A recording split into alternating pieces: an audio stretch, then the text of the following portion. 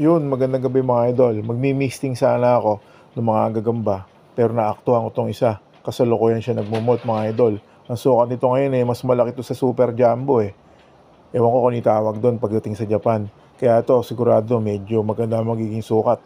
Kasi galing na siya ron sa sukat ng mas malaki pa sa Super Jumbo mga idol. Ito i-fast forward natin.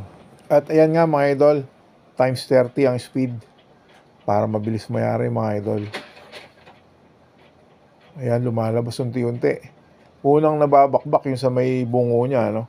Tapos, ah, kasunod na itong mga paa yun, mga idol. At ayun, mga idol, nakalabas na siya pero sumayad yung paa niya. Kaya tinulungan ko. Aangat natin para makapag-inat siyang mabuti. Yan, para maunat mga idol. Inangat ko ng tweezer yung sapot niya para naman makapagpatigas siya ng... Kasi mga idol, mag-uunat-unat pa yan habang nagpapatigas siya ng mga paa niya. Matagal pang ganyan yan mga idol, kaya hindi pwedeng nasa lapag.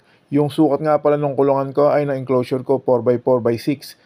Parang naisip ko, bitin pala yung 6. Kailangan pala siguro ang height ng kulungan, pinakamahinay 7 para hindi sumayad pagka malalaking gagamba na nakalagay.